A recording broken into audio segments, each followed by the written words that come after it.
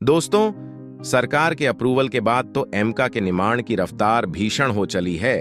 हर दूसरे दिन बड़ी बड़ी खबरें निकलकर सामने आ रही है। बल्कि आज जो खबरें आई हैं वो तो और भी ज्यादा बड़ी है, क्योंकि यहाँ पर दो खबर है। पहली एमका की मैन्युफैक्चरिंग को लेकर, दूसरी है एमका के इंजन को लेकर, जो सबसे दो महत्वपूर्ण यूनिट है। दोनों पर खबरें आई हैं और इस वीडियो में आपको दोनों खबरें आसान भाषा में समझ आएंगे। पूरी जानकारी देंगे आपको इस वीडियो में, लेकिन उससे पहले हमारे वीडियो को लाइक और चैनल को सब्सक्राइब कर दीजिए। तो दोस्तों, सबसे पहले खबर है कि हमारी एमका की मैन्युफैक्चरिंग को लेकर आप जानते हैं कि गवर्नमेंट ने अप्रूवल दे दी है इस प्रोजेक्ट को, और अब इसको लेकर जो फंडिंग है वह भी देनी शुरू की जा चुकी है। इसी के तहत एडीए यानी कि एरोनॉटिकल डेवलपमेंट एजेंसी, जो कि डीआरडीओ की ही एक शाखा है और इस समय एमका के प्रोजेक्ट को हैंडल कर रही है। पूरी तरीके से इसने भी काम की, जो पेस है उसे बढ़ा दिया है और बताया जा रहा है कि आने वाले कुछ दिनों में अब एमका के जो 4 प्रोटोटाइप हम बनाएंगे, यानी कि पहले 4 एमका लड़ाकू विमान हम बनाएंगे, उनकी जो मेटल कटिंग है वह स्टार्टअप कर दी जाएगी। इसका मतलब ये कि जो एमका की मैन्युफैक्चरिंग यूनिट होगी, यानी कि फैक्ट्री होगी जहां पर एमका बनेगा, वहां पर ऑफिशियल तरीके से एमका के पहले लड़ाकू विमान का काम शुरू हो जाएगा उसे बनाने का। लेकिन इसी के साथ एक दूसरी खबर भी निकलकर सामने आई है, जो एमका के इंजन को लेकर है। जैसे कि आप जानते हैं कि एमका में शुरुआती जो लड़ाकू विमान होंगे, यानी कि 4 प्रोटोटाइप, यानी कि ऐसे लड़ाकू विमान जिनके साथ हम टेस्टिंग करेंगे, 4 तो वो हो गए। इसके अलावा 36 वायु सेवा के लिए बनाए जाएंगे।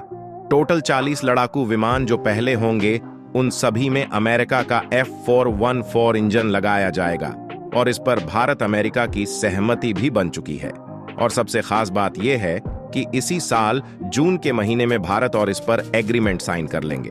इस एग्रीमेंट की खास बात होगी कि अमेरिका यह इंजन भारत में ही मैन्युफैक्चर करेगा और इसके लिए भारत के अंदर ही स्पेशल यूनिट यानी कि फैक्ट्री लगाई जाएगी जहां पर इनकी मैन्युफैक्चरिंग होगी। दोस्तों, अगर यह एमका भारत में बन गया तो चीन और पाकिस्तान का तो हालात ही खराब हो जाएगा। ये एक बड़ी खबर है। दूसरी बात यह है कि इसमें हम टेक्नोलॉजी ट्रांसफर भी करना चाहते हैं, यानी कि अमेरिका का जो F414 इंजन है, अगर उसकी टेक्नोलॉजी हमें मिल जाती है तो हम उसे लोकली प्रोड्यूस कर सकते हैं। इसके अलावा जो शुरुआत 40 एमका के बाद जो बाकी के एमका लड़ाकू विमान होंगे, हम उसमें खुद का इंजन लगाना चाहते हैं। अब उस इंजन को बनाने के लिए अच्छी टेक्नोलॉजी चाहिए। ऐसे में अमेरिका की इस इंजन की टेक्नोलॉजी हमें मिल जाती है तो उसे बनाने में भी सहूलियत होगी और आराम से बन जाएगा, वो भी कम समय में। लेकिन दिक्कत क्या है? दिक्कत यह है कि अमेरिका इंजन की टेक्नोलॉजी देने को तैयार है, लेकिन फिलहाल वह 80% टेक्नोलॉजी हमें देने को तैयार है और 100% पर अभी बात चल रही है। उम्मीद करते हैं कि दोनों देश 100% ट्रांसफर पर रेडी हो जाएंगे। अगर नहीं भी होते तो 80% भी अच्छी डील है। वह इसलिए क्योंकि हम जो इंजन बनाएंगे एमका के लिए खुद का, उसे हम कोलैबोरेशन में बनाएंगे। या तो वह होगी फ्रांस की कंपनी सैफ्रॉन या यूके की कंपनी रोल्स रॉयस। ये कंपनी जो 20% का गैप है उसे बहुत आराम से भर देगी। हमें उसमें कोई प्रॉब्लम नहीं आने वाला है और इसीलिए भारत भी इस मुद्दे पर इतना जोर नहीं दे रहा है।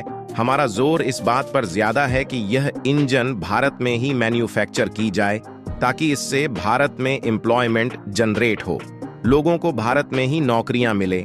दूसरी बात, भारत में इंजन मैन्युफैक्चर किया जाएगा तो इसका फायदा ये भी होगा कि जो एडीए और डीआरडीओ एमका बना रही हैं, उन्हें इसकी डिलीवरी जल्द से जल्द मिल जाएगी, जिससे कि एमका बहुत ही तेजी से तैयार हो सकेगा।